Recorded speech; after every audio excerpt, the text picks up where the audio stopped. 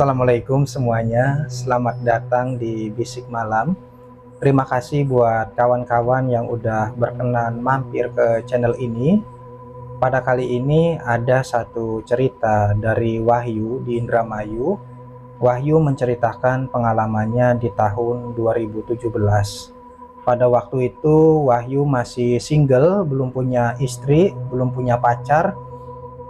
Cuman singlenya Wahyu ini bukan berarti karena dia itu nggak laku. Sebenarnya banyak ya perempuan-perempuan yang masih gadis pengen jadi pacarnya Wahyu. Cuman Wahyunya yang nggak mau. Wahyu nih tipe orang yang pilih-pilih. Jadi yang Wahyu suka anak kampung sebelah namanya Linda. Linda ini anaknya Pak Haji, lulusan pesantren. Kelihatannya Linda nih anaknya soleh.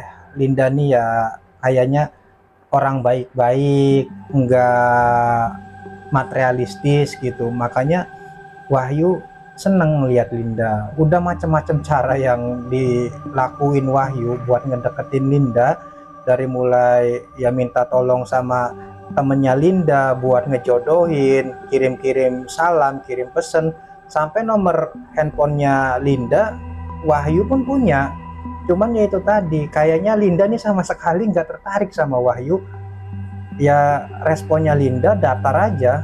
Kalau Wahyu misalnya kirim pesan singkat ke Linda, Linda lagi ngapain, ya lagi nggak ngapa-ngapain, terus ya udah kayak gitu aja. Linda udah makan belum, udah kayak gitu aja. Jadi memang Linda sendiri nggak ngasih harapan ke Wahyu nih. Makanya Wahyu ya yang tadinya suka, tadinya seneng, rasanya berubah jadi rasa penasaran. Gimana caranya aku bisa ngedapetin Linda kayak gitu. Nah akhirnya Wahyu kan karena udah mulai putus asa nih, nggak ketemu-temu gimana cara deketin Linda. Wahyu curhat ke temennya namanya Tony. Tony ini tipikal anak yang segala sesuatunya itu selalu dihubung-hubungkan sama hal-hal yang mistis. Jadi Tony ini seneng banget sama dunia spiritual, hal-hal mistis. Nah sewaktu Wahyu cerita ke Tony ini langsung respon bilang ke Wahyu, pernah denger nggak kamu Yuk kalau ada satu benda yang bisa bikin lawan jenis kita itu tertarik sama kita? Benda apaan? Kata Wahyu. Itu loh tali pocong perawan. Hah? Tali pocong perawan? Gimana cara dapetnya? Ya dapetnya kalau ada anak perawan meninggal dikubur, nanti tali pocongnya diambil. Berarti harus nggali makam dong. Iya harus nggali makam. Lah enggak lah kata Wahyu. Biar gimana juga sayangnya dia ke Linda, kalau harus berbuat hal-hal kayak gitu kayaknya nggak mungkin. Ini masuknya udah ranah hukum. Kalau seandainya keluarga korban itu sampai tahu, ya syukur-syukur kalau dilaporin ke polisi. Kalau main hakim sendiri, Wahyunya dihabisin kan ya wah berat lagi gitu kan. Jadi ya udahlah, nggak ini nggak bisa, aku nggak bisa pakai cara-cara kayak gini. Nah Tony ini ngomong lagi, kalau kamu nggak sanggup kayak gitu, ada lagi caranya. Gimana? Jadi kita pakai jasa orang yang punya tali pocong perawan ini. Maksudnya kita datang ke rumah orang yang punya tali pocong, kita minta tolong, minta bantuan ya supaya dia itu mau ngerjain apa yang kamu pengen.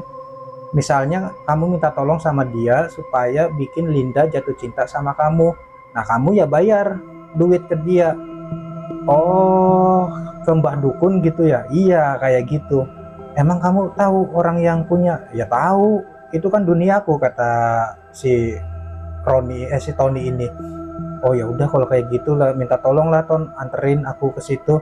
Singkat cerita aja, akhirnya ya Wahyu sama Tony datang ke salah satu Mbah Dukun yang ngakunya punya tali pocong perawan itu. Terus ya yang ngomong ini Tony, Mbah ini temen aku mau minta tolong, dia nih lagi suka sama cewek, cuman ceweknya nggak suka sama dia. Loh kok bisa, kenapa nggak nyari yang sama-sama suka aja? Ya dia pengennya yang itu, makanya kesini mau minta bantuan Mbah. Ya ngertilah Mbah. Oh ya gampang lah itu, yang penting ada fotonya, tahu nama lengkapnya, tahu tanggal lahirnya. Ya kebetulan Wahyu ini punya semua fotonya, ini fotonya Linda dia punya dari media sosialnya Linda, tanggal lahirnya ya tahu tercantum di Facebook kan, ya tinggal ditunjukin aja. Ya udahlah, ini beres gampang kalau kayak gini mah, yang penting ya ada itunya. Nah di situ akhirnya Wahyu ngasih ya sejumlah uang ke Mbah Dukun buat persyaratan, katanya beli ini beli itu buat syaratnya. Nah singkat cerita aja, Wahyu pulang sama Tony ini. Kata Tony ya udah tinggal ditunggu aja, sabar, kita lihat gimana prosesnya. Rupanya sore harinya Linda itu kirim pesan ke ini, ke Wahyu. Percaya nggak percaya, cuman ya kayak gitu. Yuk, kamu lagi ngapain? Lah kan tumben, biasanya kan yang kirim pesan dulu kan ini dulu, Wahyu dulu kirim pesan ke Linda. Ini Linda duluan. Nggak lagi ngapa-ngapain, emang kenapa Lin? Ya enggak, kamu ada cara apa nanti malam? Kosong nih, emang kenapa? Main-main lah ke sini, ya ngobrol-ngobrol gitu. Nah jadi tuh disuruh main ke rumahnya Linda. Oke siap, OTW kata ini, kata Wahyu kan. Nah singkat cerita, habis Isya Wahyu ya ke situ pakai baju yang paling bagus yang dia punya, pinjem mobil bapaknya. Jadi Pak pinjem mobil. Buat apa, mau kemana? Mau itu ke kampung sebelah. Nah, kampung sebelah ngapain pakai mobil? Ya biar kelihatan keren, mau ngapel cewek. Ya bapaknya pun senyum-senyum aja kan. Ya udah hati-hati. Jadi ya Wahyu itu naik mobil ke kampung sebelah, ke rumahnya Linda. Memang antara kampungnya Wahyu sama kampungnya Linda ini kepisah sama area persawahan yang luas. Terus di tengah-tengah area persawahan itu ada pemakaman umum. Jadi lewat kuburan lah, gampangannya kayak gitu. Nah lewat kuburan terus ya, cuman karena udah lewat puluhan kali malah ratusan kali lewat situ ya nggak ada perasaan takut, biasa aja. Kalaupun ada yang ditakutin mungkin ya takutnya sama orang jahat gitu. Kalau sama hantu atau segala macam tuh nggak ada pikiran gitu.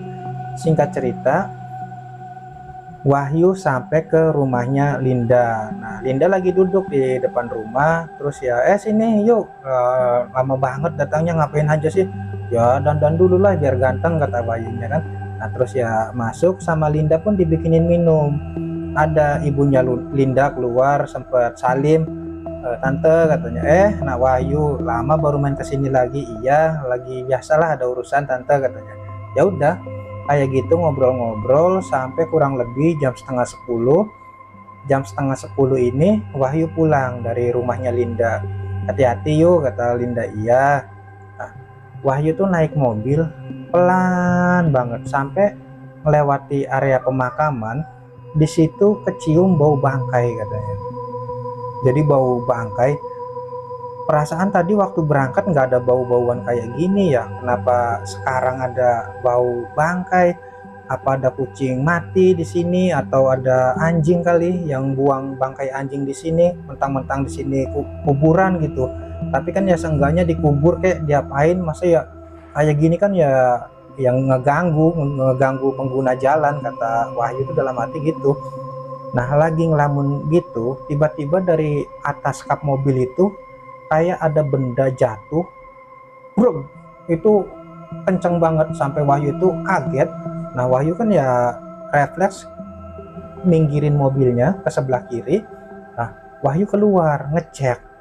Wahyu ngecek di atas mobilnya itu nggak ada apa-apa, bahkan bekasnya aja nggak ada tanda-tandanya kalau di atas kap mobil itu tadi ada yang nimpa. Kok nggak ada apa-apa di sini? Perasaan tadi ada suara brak gitu kan kenceng banget. Akhirnya ya Wahyu nengok ke belakang, nggak ada apa-apa, ke kolong mobil nggak ada apa-apa.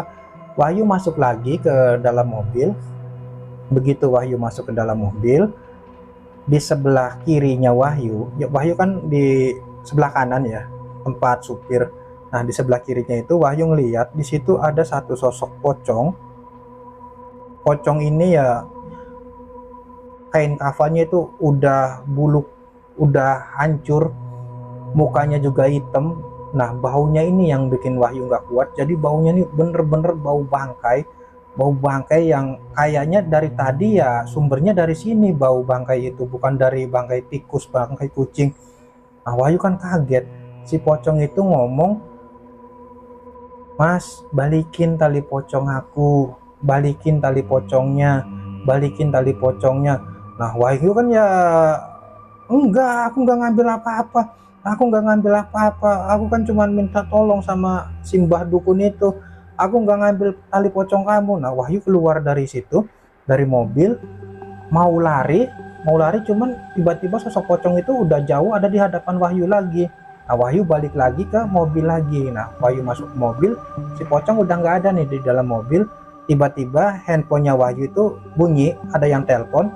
Yang telepon itu Linda. Diangkat sama Wahyu. Linda itu lagi nangis. "Yuk, yuk balik lagi sini yuk, aku takut yuk, aku takut."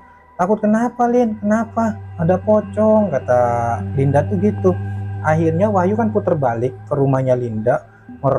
Ya agak kenceng ya, biar gimana pun juga kan ya ini kan cewek yang aku suka, dia lagi ketakutan, dia lagi perlu sosok yang buat ngelindungin dia. Jadi ya biarpun gimana takutnya sama pocong, Wahyu ini harus pura-pura berani. Sampai akhirnya Wahyu sampai di depan rumahnya Linda. Linda itu lagi nangis duduk di teras rumah. Wahyu kan cepetan buru-buru datengin Linda. Lindanya lari ke Wahyu, langsung meluk Wahyu. Sama Wahyu kan ya ini yang dia tunggu-tunggu, pucuk dicinta ulan pun tiba. Akhirnya ya dirangkul lah Linda itu. Linda nangis di pelukannya Wahyu. Kata Wahyu, "Udah Lin, gak usah takut, gak apa-apa, udah gak apa-apa, kan ada aku di sini, gak usah takut sama pocong." Cuman aneh, Linda itu cuma nangis aja, nggak jawab apa-apa. Bau pocong tadi tuh, bau bangkai itu pelan-pelan itu mulai menusuk ke hidungnya Wahyu lagi. Mulai kecium kok baunya di sini ya. Wahyu kan jadinya ya tengok sampai Wahyu tuh sadar yang dia peluk itu rasanya kok kain kasar kayak gini. Harusnya kan kalau Linda ya bajunya halus atau kulitnya Linda kan gak kayak gini ya. Pas dilihat ternyata itu sosok pocong yang lagi dipeluk sama Wahyu. Wahyu kaget, pocong itu yang liatin Wahyu sambil ngomong, "Balikin tali pocong aku, balikin tali pocong aku." Nah, akhirnya Wahyu karena nggak kuat, dia itu pingsan. Pingsan, sadar-sadar Wahyu itu dibangunin sama warga, tapi lokasinya bukan di depan rumahnya Linda. Wahyu itu kebangun, posisinya ada di tengah kuburan, tengah pemakaman umum itu. Nah, di situ ada bapaknya Wahyu juga. Kata bapaknya Wahyu, Wahyu udah malam gak balik-balik. Akhirnya kan bapaknya mau nyari ya. Nah, mobilnya itu posisinya di samping jalan yang deket kuburan. Pas dicek ke dalam kuburan, rupanya Wahyu tuh lagi ketiduran di kuburan itu. Kayak gitu.